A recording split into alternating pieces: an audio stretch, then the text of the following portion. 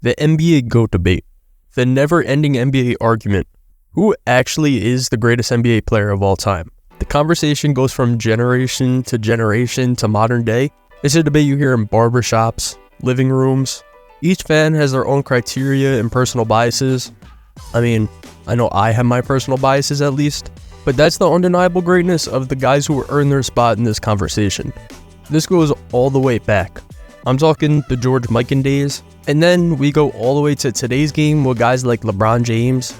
Each era of the NBA has produced its own GOAT candidates, players who dominated their time and left a crazy mark on the game. And really, overall, at each point in time, we were looking at the GOAT differently.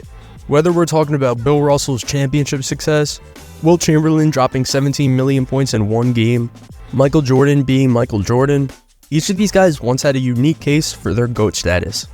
But if we're looking at the continuous timeline of the GOAT, the list begins with the NBA's very first superstar, George Mikan. When we're talking about the origins of the GOAT debate, we gotta start with George Mikan. The dude was the NBA's very first true superstar. Born in 1924, insane to say, old ass man, but Mikan was a giant at 6'10". I mean, he was playing in the 50s. This gave him a significant height advantage over most players of this era. He played in a time when professional basketball was just starting up, aka he was playing against firefighters, but Mikan was a bright spot. His dominance helped bring attention to the nothing organization that was the NBA. His impact on the game was evident too. He led the Minneapolis Lakers to 5 championships in the late 1940s and early 50s. They were the first dynasty in the league's history. His ability to score in the post, combined with blocking shots and rebounding, I mean, Mikan was an unstoppable force. Think about Hassan Whiteside playing in the 50s. You'd have to bundle up. It's a cold world. Bundle up.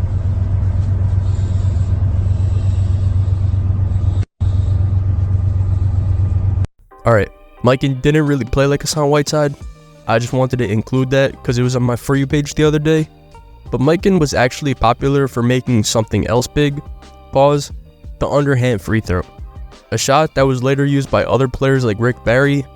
I mean, that man inspired a generation. For Minnesota, shoot it. 3 years at Charleston, final college season at Florida. Hey, shoots him just like dad. Alright, maybe inspiring a generation is a stretch, but the man could ball. In addition to his encore success also, Mikan's influence extended the rules of the game. The NBA introduced goaltending because Mikan would literally block every shot or goaltend them, and besides that, the paint area was widened from 6 feet to 12 feet. This made it more difficult for him to dominate in the paint, but his contributions to the game were so big that he was named the league's first MVP in 1956. And despite his career being cut short by injuries, Mikan's early dominance set the stage for great big men who would follow.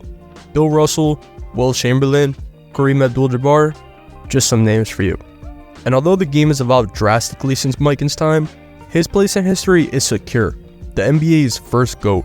The guy paved the way for future stars, and he helped establish the sport as a major professional sport in the United States. And the guy loved the game so much, he even continued to influence the sport by becoming a coach for the Chicago Packers, who are now the Washington Wizards.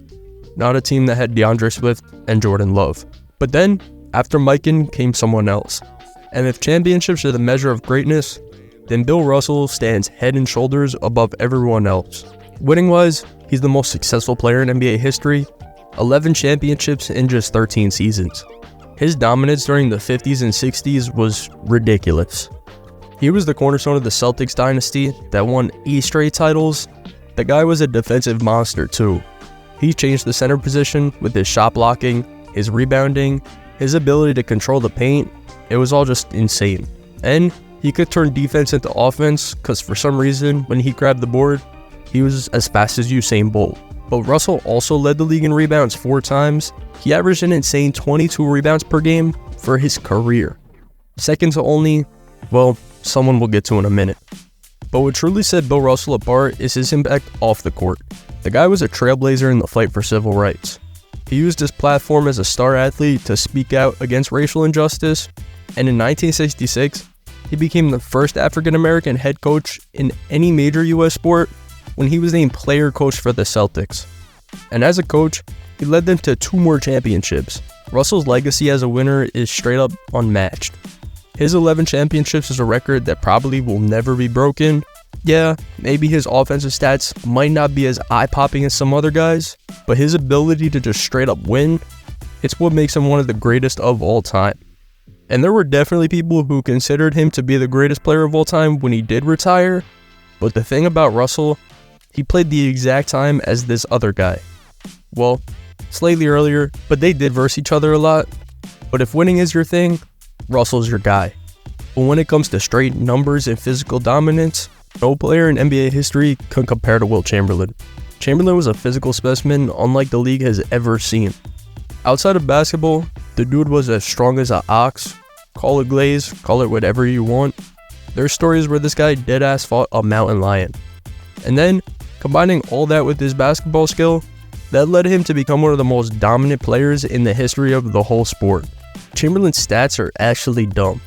He's probably most famous for scoring 100 points in a single game in 1962, a game that nobody's ever seen, and it's 2024. But I found out the truth behind Wilt's 100-point game. I have an insane video coming out soon. I already filmed it, I just gotta post it. And yes, I'm being serious. All I need is just for you to subscribe if you want to see it. I'm being completely dead ass. I found out the truth. I'm about to do big things with this channel, but that's the first one I filmed. But serious, any record book you go in, that 100 points is still there. And that record is unlikely to ever be broken. But in that same season he scored 100, he averaged an insane 50 points per game, something that sounds straight out of 2K. And if it was my career, here's his other records. He holds the record for most rebounds in a single game with 55, and he has the highest career rebounding average at 23 per game. His dominance also wasn't just limited to scoring and rebounding, he was an insane passer for a big man. He led the league in assists in the 67-68 season, and he played in an era where centers were expected to just rebound and score. He was a 2-time NBA champion, he won 4 MVPs, and really, that cemented his place as one of the all-time greats.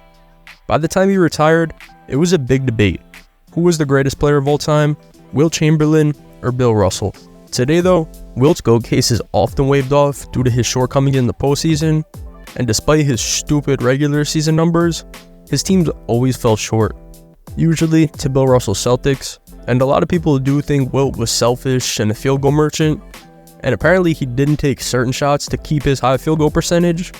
And also true critics, they'll argue that Chamberlain was the most physically dominant player in his era, but he didn't have the same killer instinct that a guy like Bill Russell had. So a lot of people, they don't put him in the GOAT conversation, but either way, his impact on the game is undeniable. And I said Bill Russell did this, Wilt genuinely changed what it meant to be a center in the NBA. And his records for scoring and rebounding have been standing the test of time since like 1710. But while he may not be the GOAT, there's no denying Wilt Chamberlain is one of the most dominant players we've ever seen. When Wilt Chamberlain and Bill Russell were ending their careers, there was another guy who was starting his name, Kareem Abdul-Jabbar.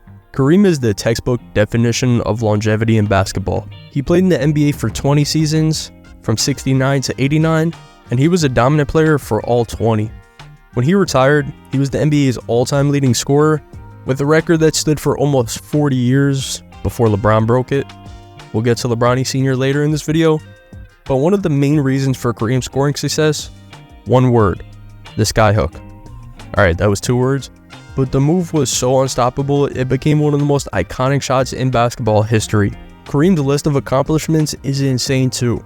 6 NBA championships, 5 which came during the 80s with the Lakers. He also won 6 MVPs, the most ever, but being great for 2 decades allowed him to set so many records. He was the first player ever to score 38,000 points. He was selected to the All-NBA team 15 times. He made 11 All-Defensive teams. But he wasn't just a star on the court. Off the court, he was a legend too. Pally, it's not as easy as it looks. But you're a tall guy, should come pretty natural to you. Son, what shot do you want to see me shoot first? 3-pointers. How about skyhook? Yes, Daddy. Okay. Here, you take that.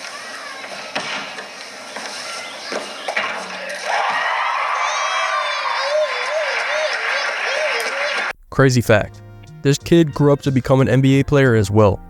Jeremy Lin. Alright, too far. But I was serious with the off-court stuff with Kareem. Born Lou Alcindor, he converted to Islam and changed his name to Kareem Abdul-Jabbar in 1971. He became an outspoken advocate for civil rights as well. And even with these accomplishments, some people believe Kareem's case for the GOAT is sometimes overlooked. This might be because his playstyle wasn't as flashy as some other legends like Michael Jordan or Magic Johnson. Also, since Kareem played alongside other great players like Magic Johnson and James Worthy, some people might think his achievements are less impressive, but anyone who watched Kareem play knows he was one of the most unstoppable forces in basketball history. I'm sitting here acting like I watch him played. I was born in the 2000s, acting like I'm a Lou Alcindor stan. But for real, Kareem's impact on the game goes way beyond just numbers. His skyhook was a thing of beauty. Only guy who does it better is Robin Lopez. But for Kareem's ability to dominate for 20 years shows just how great he was. And while he may not always be the first name mentioned in the GOAT debate, his place among the greatest players of all time is undeniable. And by the time he called it a retirement in 1989, there was a big debate if the greatest player of all time was Kareem, Wilt, or Russell. Nowadays, most people put Kareem third, but when he was retiring, there were two other guys people had their eyes on. Like, damn, these guys could be the greatest players of all time. The first of the two, Magic Johnson. Magic changed the point guard position. At 6'9", Magic had the size of a power forward, but the skills and vision of a point guard. His combination of passing and size made him one of the most entertaining players ever. He was the leader of the Showtime Los Angeles Lakers during the 80s, a team known for its fast-paced, high-energy style of play. And Magic's NBA journey began in 1979 when he entered the league and straight up took over. He won Finals MVP as a rookie. Over the next decade, Magic would lead the Lakers to 4 more titles and earn 3 MVP awards, and one of his most memorable performances was the 1980 Finals where he filled in for a Kareem Abdul-Jabbar, and he played center. The guy scored 42 points, grabbed 15 rebounds, and dished out 7 assists. There, he also led the Lakers to another championship, and he's probably the best passer ever. He had an insane ability to make the perfect pass at the perfect time. His court vision was off the charts. Really, he just made everybody around him better. Magic led the league in assists 4 different times and finished with a career average of 11 assists per game, the highest in NBA history. But Magic wasn't just a great passer, he brought the best out of every teammate no matter what. He was crucial in leading the Lakers to 5 championships. His rivalry with Larry Bird and the Boston Celtics defined the NBA in the 1980s, and their battles in the finals helped make the NBA more popular than it ever was before. Unfortunately, Magic's career was cut short in 1991 when he announced he got HIV, but despite his early retirement, Magic's impact on the game remains huge. A lot of people give him credit redefining what it means to be a point guard and showing that a player his size can become dominant as a floor general. I mean, look at the tall point guards today. Ben Simmons, Michael Carter-Williams, Ben Simmons. Yeah, Magic's combination of size, skill, and leadership, it makes him one of the most unique players in NBA history. And he low-key is a strong candidate for the title of the GOAT, especially when he retired, really, because he was a player unlike we've ever seen. And there were definitely some people who considered him the GOAT when he retired. Although, some people did lead the other way, Magic's biggest rival of all time, Larry Bird. Bird was a 3-time MVP, a 2-time Finals MVP, a 3-time champion. His impact on the game in terms of shooting and basketball IQ, huge. He wasn't always the most athletic player, but he made up with it with an insane work ethic and just a stupid confidence. Think Jokic, if Jokic talked shit and was able to get under every player's skin. Also Bird, he was one of the greatest shooters the game's ever seen. Could make shots from anywhere on the court, including behind the backboard. But besides shooting, he could even pass like a point guard. This makes him one of the most unique players ever, and Larry Bird's competitive fire was legendary. We all know this though, he had a unique talent for stepping up in big moments, and his trash talking stories are genuinely hilarious. This dude said this: "As far as playing, I don't care who guarded me, red, yellow, black, I just didn't want a white guy guarding me, because it's disrespectful to my game. Bird, I hate to inform you, actually just look at your forearm, dog." But Bird was that dude.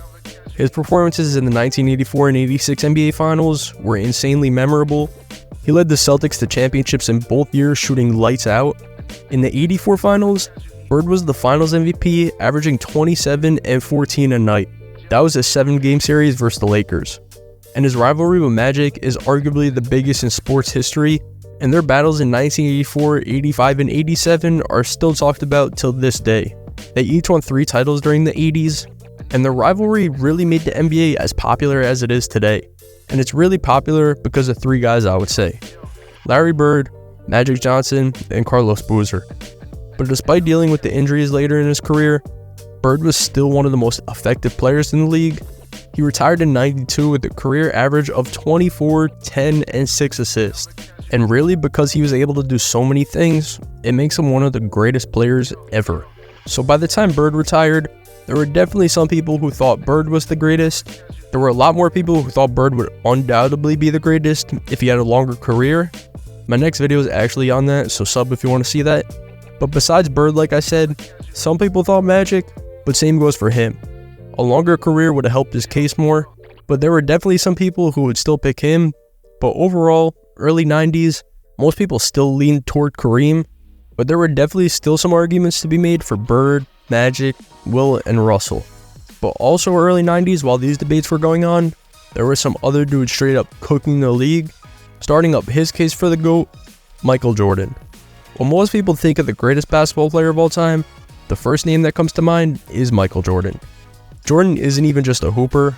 The dude is just, I don't know. Michael Jordan, he's got 6 NBA championships with the Bulls, and to a lot of people, that 6-0 in the finals solidified his status as the GOAT. But on top of the 6 titles, he was named Finals MVP each time.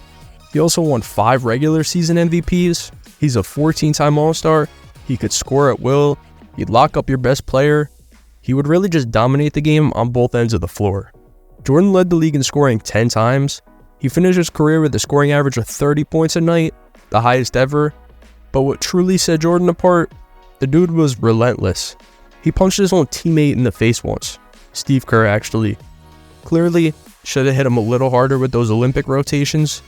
But for Jordan, what he did as an NBA player, it was on full display during the Bulls' 2 3-peats in the 90s. The guy just showed up when it mattered. Whether it was the game-winning shot against the Jazz in the 1998 finals, or his flu game in the 97 finals, Jordan always showed up when it mattered. Flu game though, the guy just ate some expired pizza. Crazy. But Jordan's influence extended way beyond the court. I know I said this for a few people, but Jordan's is different. I mean, look at this logo. Air Jordan revolutionized the shoe game. The guy gave us Chicago 1s and cool gray 11s.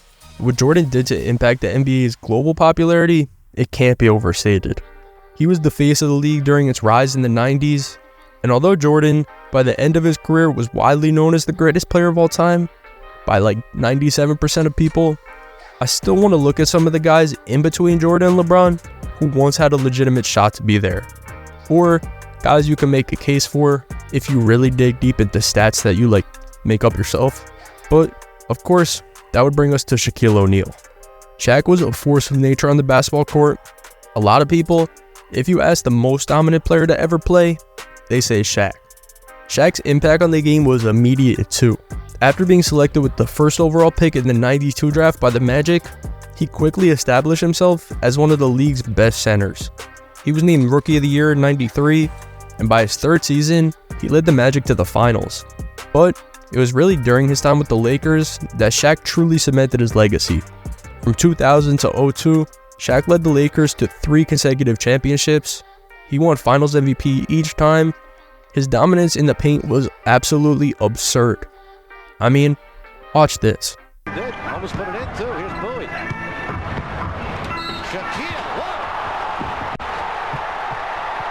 How is that even possible? Shaq's ability to score at will in the post, combined with his rebounding, his shot blocking, it made him probably the most dominant player of his era. In the 2000 season, Shaq won his only MVP award. That year, he averaged 30, 14, and 3 blocks. And he led the Lakers to a 67-15 record. And in the playoffs, he was only even more unstoppable. He had a finals performance against Indiana where he averaged 38 and 17, for the series. And then after his time with the Lakers, he went to Miami, he won a championship with D. Wade, and Shaq, even though he was past his prime then, he was still dominant. He played a huge role to lead the Heat to the finals and win over the Mavericks, and his career overall is just filled with accolades. He was a 15-time All-Star, 14-time All-NBA, a 3-time All-Defensive Team selection. He finished with career averages of 24, 11, and 2. But around the same time as Shaq, there was another guy dominating the NBA, more in a quiet way though, Tim Duncan. The dude is literally called the Big Fundamental. Boring ass nickname, well, for a boring ass player. But that's okay, because that's what makes Duncan's game so great. And in a way, his game is so plain and boring, it makes it that more exciting to watch. Duncan's widely regarded as the greatest power forward to play ever, but really, his quiet demeanor doesn't do his career justice. Over his 19-year career with the San Antonio Spurs, Duncan made it clear what it means to be a winner. He led the Spurs to 5 championships and established one of the most successful dynasties in sports history, if not the most.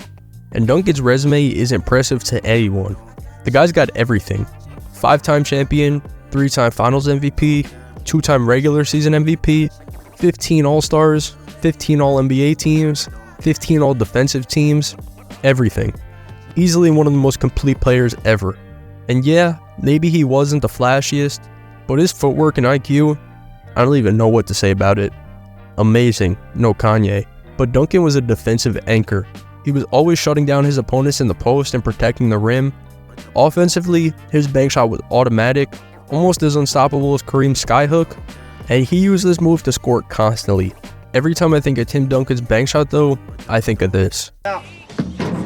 See that, buddy? That's the old bank shot. Banks open, pick a spot, aim for it. Oh yeah, your dad'll go 50 for 50 with these. Really? Because on the Wii, the bank shot never works. Yeah, well you should return it and get a Wii fund. Okay, Tim Duncan's had about 100 game winners with that bad boy. Honey, you watching me? Great movie. Sandler's a bucket. But for Duncan, his leadership was a key factor in the Spurs' playoff success. Not even a key factor actually, the factor. But he was a cornerstone of the Spurs team that made the playoffs every season of his career. They won at least 50 games in 18 of 19 seasons. Imagine being a Spurs fan born in '98, never had to struggle a day in your life. Duncan, then Wemby. But Duncan was the perfect leader for the Spurs system. He's quiet, the same way every Spurs great is. But one of the craziest aspects of Duncan's career, he maintained a high level of performance well into his late 30s. Think of what LeBron and Curry are doing right now. Even when his athleticism began to decline, Duncan remained an effective player thanks to his old man play style. But in 2016, he retired as the Spurs' all-time leader in points, rebounds, and blocks, and everyone knows he's one of the greatest big men in NBA history. Tim Duncan's case for GOAT status is always understated in my opinion. I think he's one of the guys that gets left out way too much. I think the reason for this is just how quiet he was. I mean, the loudest this guy ever was when he laughed on the bench and then got ejected. It doesn't like that one either. And another technical foul. And this was when Duncan's out of the game. He's thrown Duncan out of the game.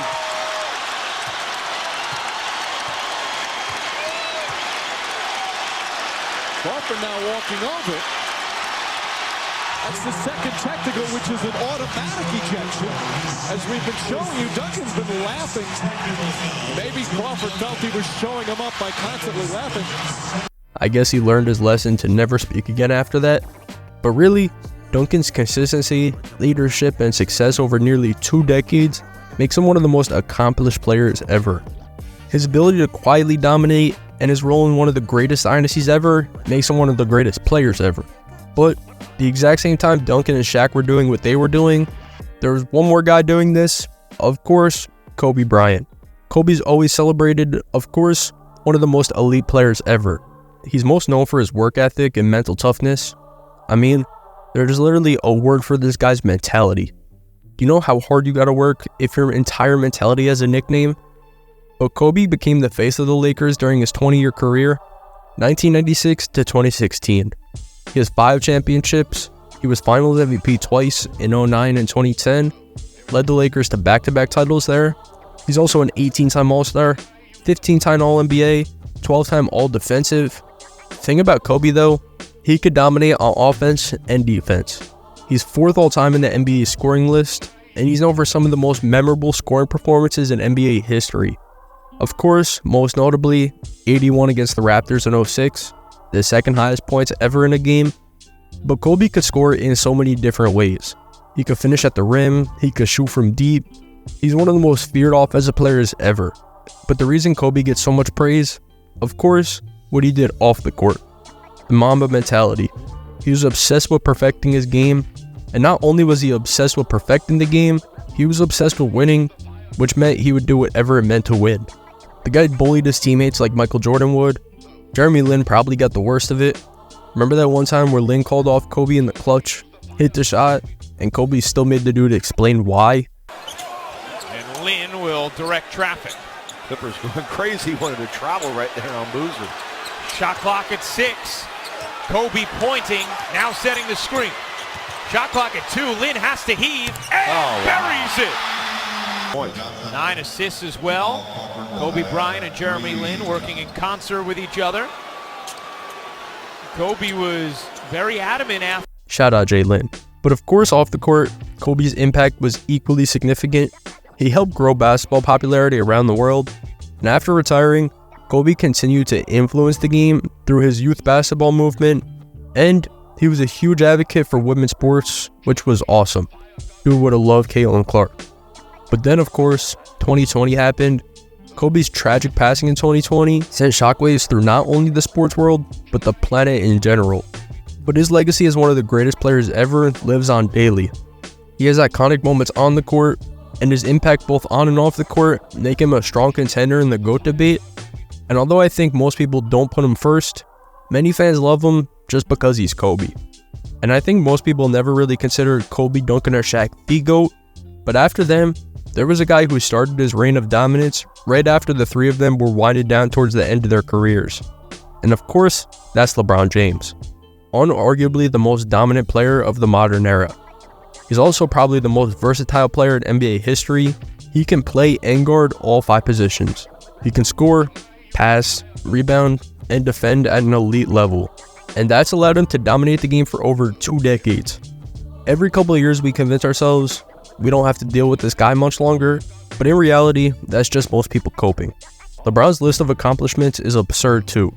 His 4 championships with 3 different teams, the Heat, the Cavs, and the Lakers. He was Finals MVP every time. He's also won regular season MVP 4 times. He was named to the All-NBA First Team 13 times.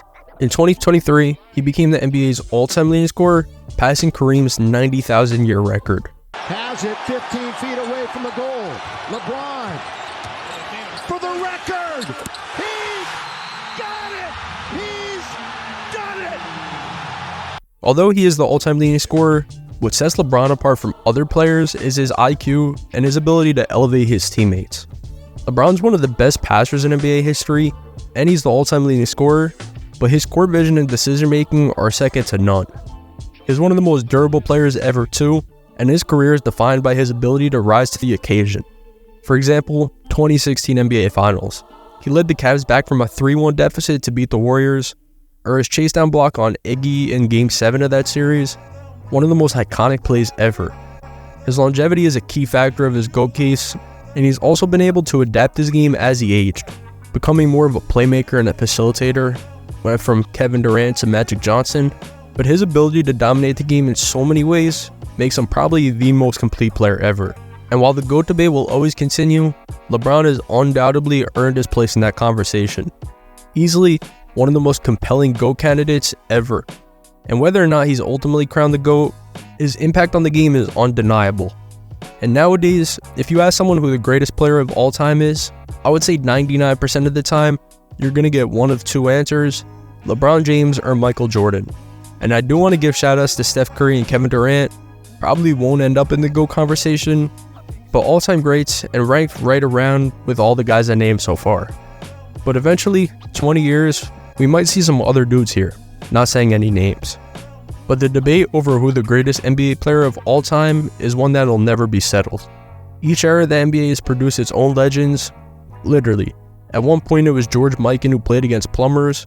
And now we got LeBron James, who plays against streamers and fast food workers.